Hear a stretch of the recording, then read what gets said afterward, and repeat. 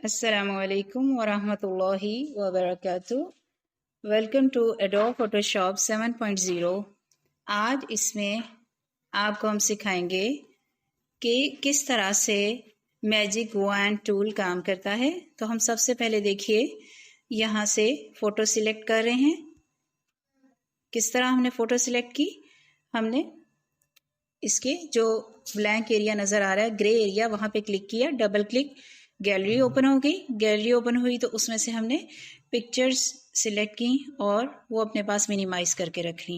तो यूँ हमारे पास नीचे देखिए मिनिमाइज़ हुई हुई गैलरी से पिक्चर्स हैं।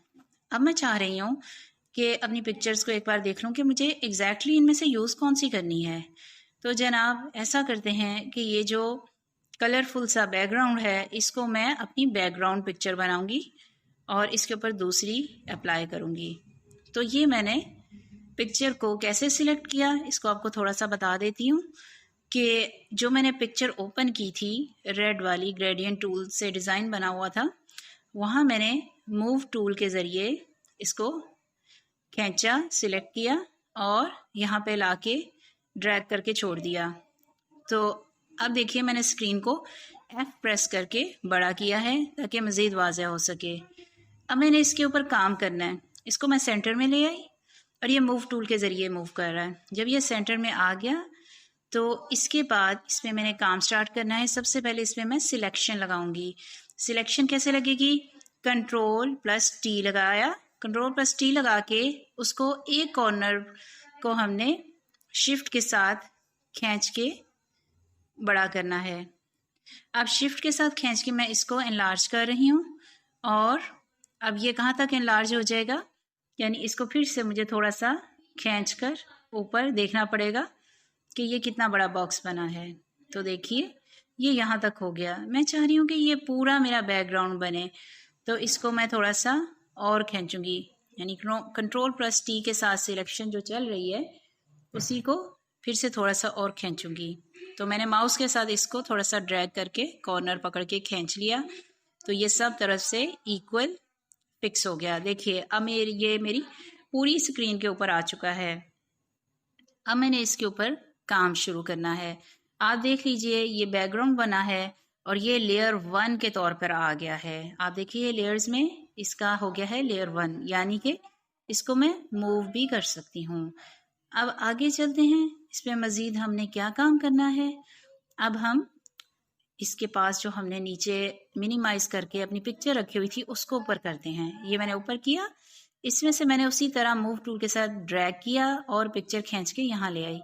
ये एक मदरसे की पिक्चर है और मैं चाह रही हूँ कि ये इसके ऊपर पूरी तरह फिट आ जाए और फिर इसका बैकग्राउंड चेंज हो जाए, यानी जादू हो जाए कि पीछे मैजिक वॉन्ड टूल। क्या मतलब है? यानी ऐसा टूल जिसे एक तरह से जादू हो जाता है, पीछे का नक्शा ही बदल जाता है। तो ये बस एक मदरसे के बच्चों की पिक्चर सिलेक्ट की हुई है। तो अब देखिए कि मैं इसको पहले उसी तरह Ctrl+T लगा के सिलेक्शन के साथ इसका साइज अपने बैकग्राउंड के जितना करूँगी। सेम उसी तरीके से कॉर्नर से मैं इसको बड़ा और छोटा खींच के कर सकती हूँ। तो इस तरह से इसको मैं ड्रैग एंड फिट कर रही हूँ और ये देखिए काफ़ी हद तक ये सिलेक्शन के अंदर आ चुका है। अब इसको मैं थोड़ा सा और बड़ा करना चाहूँगी तो मैं और कर लूँगी। थोड़ा सा इसको आपने माउस को ड्रैग करना है तो इसने फिट टू साइज़ आ जाना है, या आपकी मर्ज़ी है आप कितना एरिया कवर करना चाहते हैं। लीजिए ये सारा मुकम्मल तौर पे इसके ऊपर फिक्स हो गया है। आप इसको मूव भी कर सक रहे हैं। वजह क्या है? ये ऊपर एक और लेयर बन गई है तो जिसके ऊपर अब हमने काम करना है। तो आइए यहाँ मूव टूल के ज़रिए हमने जो सिलेक्शन लगाई हुई है उसी पे क्लिक करके इसको फिट करते हैं। अब मैंने क्या करना है, अब मैंने मैजिक वॉन्ड टूल सेलेक्ट करना है। ये मेरा वो सिलेक्ट हो गया। तो उसके बाद मैंने इसमें क्या करना है कि इसके ऊपर मैंने क्लिक करना है। मैजिक वॉन्ड टूल की क्या खसूसियत है, क्या सिफत है? ये सेम तरह का कलर एक वक्त में सिलेक्ट करने की सिफत रखता है।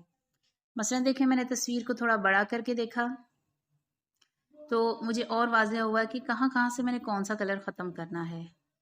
अब इसको मैंने बड़ा किस तरह किया था, मैंने पिक्चर को जूम आउट किया था, तो इससे ये पिक्चर थोड़ी बड़ी और वाज़ेह हो गई। अब यहाँ पे मैं सिलेक्शंस लगाने का सिलसिला शुरू करूँगी कि कहाँ कहाँ कौन सा कलर मुझे ख़त्म करना है। मिसाल के तौर पर अगर मुझे इनके टेबल्स का, ये जिनके ऊपर इन्होंने कुरान पाक रखे हुए हैं, इसका कलर ख़त्म करना है, तो मैं एक जगह सिर्फ क्लिक करूँगी तो रिलेटेड तमाम कलर ये ऑटोमेटिकली टूल सिलेक्ट कर लेगा। लेकिन मुझे क्या करना है, मुझे इसके सारे का बैकग्राउंड चेंज करना है। तो बाज़ औक़ात हमसे कोई स्टेप गलत हो जाता है, तो हमने क्या करना होता है, साइड पे देखिए हिस्ट्री है, तो हमने एक स्टेप पीछे चला जाना होता है, या 2 स्टेप पीछे या 3 स्टेप पीछे। तो यहाँ से आप हिस्ट्री के ज़रिए पीछे जा सकते हैं। या कोई ऐसी गलती हो गई है कि आपने सिलेक्शन लगा दी, और गलती कोई भी हो, इस तरीके से वापस जाया जा सकता है। दूसरा तरीका ये है कि आप शिफ्ट ऑल्ट और जी, ये जब आप प्रेस करेंगे तो आप पीछे जा सकते हैं। ठीक है, तो ये तरीका हो गया। तो ये मल्टीपल टाइम आपने पीछे जाना हो, अंडू करना हो, तो ये तरीक़ेकार है। अच्छा जी, यहाँ तक तो आपको समझ आ गई कि किस तरह से हमने पिक्चर को ड्रैग करके यहाँ पे फिट किया। उसके बाद हमने इसके ऊपर काम शुरू किया। हम चाह रहे हैं कि इसका तमाम जो ब्राउन ब्राउन स्किन से कलर का बैकग्राउंड है वो फिनिश हो जाए मुकम्मल तौर पे, और जो पीछे हमने पिक्चर लगाई थी कलरफुल सी, वो आ जाए। ये आपको बस सिखाने के लिए है, ये ज़रूरी नहीं कि आप इसको कहें कि ये ही कलर लगाना है, ऐसे ही करना है। ये आपको just give you some idea how to change the background colour. अब देखिए, ये यहाँ जब आप कोई भी सिलेक्शन लगाते हैं तो वो इस तरह से मूव भी कर सकते हैं आप, लेकिन हम वापस वहीं पे ही अपना कर्सर ले आए हैं। तो हम यहाँ अब मैजिक वैन टूल के ज़रिए सिलेक्शन लगाने लगे हैं। तो हमने क्लिक किया मैजिक वैन टूल को, और हमने यहाँ पे ये जो कलर आ रहा है इसके ऊपर क्लिक कर दिया। अब मैं तस्वीर को फिर जूम इन करूँगी, थोड़ी सी छोटी हो जाए, ताकि मुझे मालूम हो जाए कि कहाँ कहाँ कौन सा कलर है जिसे मैं ख़त्म करना चाह रही हूँ। बैकग्राउंड को गौर से देखें, पीछे एक घड़ी लगी हुई है, कैलेंडर सा, खिड़कियाँ हैं, बल्ब हैं, और कारपेट का कलर भी वैसा ही है, और थोड़ा सा डार्क है। तो ये सारा बैकग्राउंड मैं चाह रही हूँ कि मैं ऐसा कर दूँ कि यानी डिफरेंट जगह पे बैठे हुए ये लोग महसूस हों। तो अब हमने जब मैजिक वैन टूल लेना है, हमने उसका कहीं भी यहाँ लाके सेम कलर पे क्लिक कर देना है। जब हम सेम कलर पे क्लिक कर चुकेंगे तो इससे हमारे सामने क्या रिजल्ट आने वाला है। चलें ऐसा करते हैं, ये कारपेट पे क्लिक करके देखते हैं। कारपेट पे देखें, बारीक बारीक सी, अगर आप बड़ा करके देखें, लाइनिंग आ गई है। ये मैंने जब सिलेक्ट किया तो मैंने यहाँ क्या किया था कि मैंने सिलेक्ट करने के बाद डिलीट का बटन जो मेरे कीबोर्ड पे है उसको क्लिक कर दिया था। जो ही मैंने डिलीट का बटन क्लिक किया तो लीजिए बैकग्राउंड का कलर ऊपर आ गया और वो ख़त्म हो गया, कारपेट ख़त्म हो चुका है। अब यही अप्लाई मैंने ये बच्चों के पीछे किया। अब ये देखिए, मैं जहाँ जहाँ अप्लाई कर रही हूँ वहाँ वहाँ बैकग्राउंड कलर चेंज होता जा रहा है, और ये खिड़कियाँ, लाइटें, कैलेंडर सब ख़त्म हो जाना है। तो आप फोकस करिए कि सिर्फ एक क्लिक पे क्या होता है कि सिलेक्शन लग जाती है सेम कलर में। अब ऐसा है कि ये जो बच्चे हैं हाफिज बैठे हुए हैं, इनकी टोपियों में भी थोड़ा सा कलर वो है जो कि दीवारों का कलर है। अब जब मैं यहाँ दीवार पे सिलेक्शन लगाती हूँ तो इनकी टोपी भी सिलेक्ट हो जाती है। तो इसके लिए मुझे क्या करना होगा, ऊपर देखिए 4 छोटी छोटी बनी हुई हैं, बॉक्सेस बने हुए हैं बार में, जिसमें एक है ऐड टू सिलेक्शन और आगे है सबट्रैक्ट टू सिलेक्शन, या इस तरह की 3-4 ऑप्शंस हैं। तो मैंने वो जो टोपियां हैं उसको ऐड टू सिलेक्शन पे जाके थोड़ा सा शॉर्ट करना है कि सिलेक्ट कर लूँगी और वो एरिया सबट्रैक्ट हो जाएगा। यानी उनकी सिलेक्शन कैसे लगाऊंगी, याद है आपने जब रेक्टेंगुलर मार्की टूल किया था तो उसमें आपने क्या सीखा था कि आपने जिस एरिया को सिलेक्ट करना है उस पर आप माउस से क्लिक करेंगे और वो सिलेक्ट हो जाएगा। उसमें ऐड करना है, थोड़ा सा और बॉक्स ऐड हो जाएगा। उसमें से माइनस करना है, थोड़ा सा बॉक्स कट हो जाएगा। और मल्टीपल एडिशन करने हैं तो उसका भी तरीका यही था। यानी कीबोर्ड से भी यूज़ हो सकता है और डायरेक्ट माउस के साथ भी, और आप वहाँ पे ऑप्शन पे भी क्लिक कर सकते हैं। तो इस तरह से मैंने इनकी जो कैप्स हैं उनके ऊपर थोड़ी थोड़ी सिलेक्शन लगानी शुरू की हुई है, ताकि ये सब्ट्रैक्ट फ्रॉम सिलेक्शन हो जाए, यानी ये सिलेक्ट ना हो, इनकी टोपियों का कलर चेंज ना हो, वो वही रहे। तो खैर ये तो आपको सिखाने के लिए है। इसको नीटली आप टाइम लगा के करेंगे तो बहुत शानदार किस्म का मैजिक वैन टूल आप अप्लाई कर सकते हैं। तो अब मैंने इंडिविजुअली वन बाय वन इनके टोपियों का कलर जो है, जो इन्होंने कैप्स पहनी हुई हैं, उनका वही कर दिया है जो कि ऑलरेडी था। अब इन पे मज़ीद हम क्या काम करेंगे? अभी देखें दीवारें भी रहती हैं और खिड़कियाँ भी और कैलेंडर भी, जबकि नीचे देखें सारा कलर चेंज हो गया है। और आप चाहें तो आप सेम कलर भी नीचे लगा सकते हैं, बैकग्राउंड पे डिफरेंट कलर्स के पैचेस भी लगा सकते हैं, जो भी आप चाहें। आपने बैकग्राउंड में एक जो पिक्चर दे देनी है, उसके ऊपर आप दूसरी पिक्चर लगा के मुकम्मल तौर पे उसका बैकग्राउंड चेंज कर सकते हैं। जैसे आपने अपनी एक तस्वीर बनाई, लेकिन आपने जहाँ पे देनी है ऑफिस में, वो कह रहे हैं भाई पासपोर्ट साइज़ पिक्चर तो है लेकिन आपका बैकग्राउंड ब्लू होना चाहिए। तो आप जी क्लिक करें, देखिए मैंने सिंपल क्लिक किया, सिलेक्शन लगाई मैजिक वैन टूल से, और वो देखें सारी दीवारें उड़ गई, और जी कलर क्या आ गया? कलर वो आ गया जो मेरे बैकग्राउंड का था। इसी तरह से आप अपनी ज़ाती तस्वीरों पे भी काम कर सकते हैं, आपको स्टूडियो जाने की ज़रूरत भी नहीं रहेगी। अब मैं खिड़कियाँ वगैरह सब ख़त्म करने लगी हूँ। लीजिए मैं अगली सिलेक्शन कैसे लगाऊंगी। अब अगली सिलेक्शन लगाने के लिए मुझे यहाँ से रेक्टेंगुलर मार्की टूल को सिलेक्ट करना है, और उस एरिया में मैं देखिए क्लिक करती जाऊंगी और वो सारी चीज़ें ख़त्म होती जाएंगी। और अगर मैं पूरा एक ही लंबा सारा बॉक्स बना लूँ तो इससे क्या फ़ायदा होगा कि इससे फ़ौरन ही वो सारी चीज़ें एकदम वो जाएंगी। ठीक है, बड़ी जगह हो तो हम बड़े एरिया को सिलेक्ट कर सकते हैं। सिलेक्ट किया आपने, और अपने माउस से कीबोर्ड में देखिए, कीबोर्ड के ऊपर आपके सबसे ऊपर करके राइट हैंड साइड पे डिलीट का बटन है, डिलीट लिखा होता है, उसे आपने क्लिक करना है। तो आपके पास डिलीट की ऑप्शन एक्टिव हो जानी है। तो आपने सिलेक्ट किया, जब रेक्टेंगुलर मार्की टूल से सिलेक्ट कर लें या मैजिक वैन टूल से सिलेक्ट कर लें, और उस एरिया को सिलेक्ट करके डिलीट का बटन दबा दें, तो आपका बैकग्राउंड टोटली चेंज हो जाएगा। जैसा आप चाह रहे हैं वैसा हो जाएगा। हमारी ये सिलेक्शन लग रही है, आप देख रहे हैं कि हम छोटे छोटे पार्ट्स को सिलेक्ट कर रहे हैं और उनका कलर जो है वहाँ से उड़ा रहे हैं। देखिए जब ऊपर वाली तह ख़त्म हो जाती है, ऑटोमेटिकली नीचे वाली तह का कलर आ जाता है। ये देखिए हमने बॉक्स बनाया और उसका कलर ख़त्म कर दिया। अब मैं ऐड टू सिलेक्शन में मैजिक सॉरी मार्की टूल में जाकर, रेक्टेंगुलर मार्की टूल में जाके ऐड टू सिलेक्शन से वो सारा हिस्सा भी ख़त्म कर दूंगी। लीजिए मुकम्मल तौर पे हमने वो रंग उड़ा दिए। कहीं कहीं बारीकी में जाके देखेंगे, ढूंढेंगे तो आपको कहीं आइडिया होगा कि हाँ यहाँ रह गया है या यहाँ रह गया है, यहाँ रह गया है। वो तो अब आपकी अपनी मेहनत पे है ना कि आप कितना नीटली बैकग्राउंड कलर को ऊपर लेकर आते हैं। तो हमने हद इम्कान कोशिश की कि आपको सिखाया जाए कि पिक्चर ऊपर रह जाए, उसका मुकम्मल तौर पे बैकग्राउंड बदल जाए।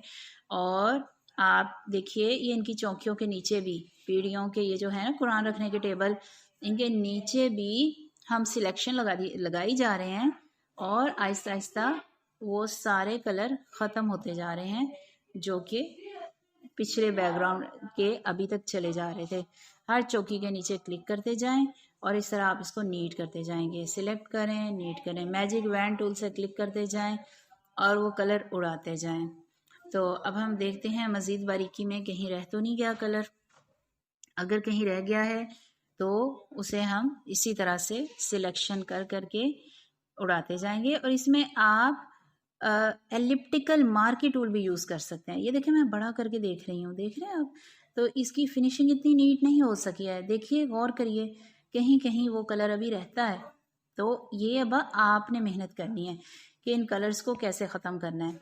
यानी ख़त्म करने का तरीका आपको बताया गया। सेम कलर पे मैजिक वैन टूल की जो कि चौथी ऑप्शन है इसके टूल बार में, उसे आप क्लिक करेंगे और वो सेम कलर को सिलेक्ट करके उड़ा देगा और नीचे वाला कलर जो है वो ले आएगा।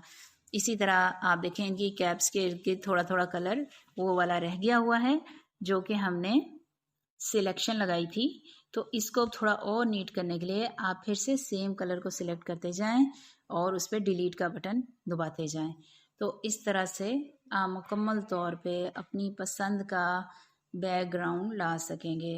यानी आपको समझाया गया कि आपकी तस्वीर है या आपकी कोई ऐसी चीज़ है, यादगार चीज़ है जिसमें आपको लग रहा है कि ओहो ये बैकग्राउंड नहीं अच्छा, ये दीवार तो अच्छी नहीं है, मैं तो कोई और दीवार लाना चाह रही हूँ, तो आपने इस तरह से करना है। अब ये देखिए ये एक दीवार सी हमें नज़र आ रही है, पिलर सा रह गया है, तो इसको भी सिलेक्शन लगा के अभी उड़ा देते हैं। तो यहाँ आप रेक्टेंगुलर मार्की टूल से लंबा सा रेक्टेंगुलर बॉक्स बना लेंगे। तो आपने यूं ही बॉक्स बनाया, फिर उसके ऊपर आपने सिलेक्शन लगाई और आपने क्या किया, डिलीट का बटन दबा दिया। जब आपने डिलीट का बटन दबा दिया तो आप देखते हैं कि वो जो बॉक्स था उसने सारा उड़ा के वो मारा और सेम कलर कर दिया। अब मैं तस्वीर को उठा के थोड़ा सा सेंटर में करती हूँ ताकि वो उस तरह से हो जाए जैसे कि मैं चाह रही हूँ, यानी बिल्कुल दरमियान में आ जाए। वो देखें आधे बच्चे, आधे हाफिज कराम जो हैं वो साइड पे छुप गई है तस्वीर। इस तरह मैंने खींचा तो मेरे सामने और वाज़ेह हुआ कि थोड़ा सा देखें बैकग्राउंड कलर रहता है। तो मैं क्या करूँगी कि अब मैं इसको सेंटर में रखूँगी। ये देखें इस तरह से कुछ पेजेस वगैरह ओपन हो जाते हैं ना कि आपने इंटरनेट पे काम करना है, ये वो नई चीज़ें ओपन हो रही हैं, तो उसको मैंने पीछे कर दिया। अच्छा जी, ये मैं हफाज कराम के पीछे जो थोड़ा सा कलर रह गया था वो भी उड़ा दिया सिलेक्शन लगा के, डिलीट का बटन दबा दिया जी। अब हमने क्या किया, अब हम इसको वापस इसकी जगह पे लाएंगे, सेंटर में लेकर आते हैं जहाँ पे ये पिक्चर थी, सेम उसी तरह बैकग्राउंड चेंज होने के बाद। और आप ये मल्टीपल चीज़ें हैं, मल्टीपल लोग हैं, बहुत सारे टेबल हैं, बहुत सारे कुरान हैं, आप अपने इदारे की कोई भी बिल्डिंग है, आप उसका एनवायरनमेंट कुछ भी अच्छा प्रेजेंट करना चाह रहे हैं, यानी आप जिस तरह से भी एडिट करना चाह रहे हैं आप चीज़ का पसे मंज़र बदल सकते हैं। मसलन मैंने एक तस्वीर बनाई बहुत अच्छी प्लांटेशन की, लेकिन वो जहाँ पौधे उगे हुए हैं इर्द गिर्द दीवारें टूटी हैं, कोई ना कोई ख़राबियाँ नज़र आ रही हैं, तो मैं क्या करूँगी कि मैं चाहती हूँ कि मैं उसका बैकग्राउंड पसे मंज़र बदल दूँ, तो मैं उसको उठा के कहीं और ले जाऊँगी, यानी उसके नीचे एक और सफ़ा लगा के दूसरा सफ़ा इसकी सिलेक्शन का करके तो इस पर काम कर सकती हूँ।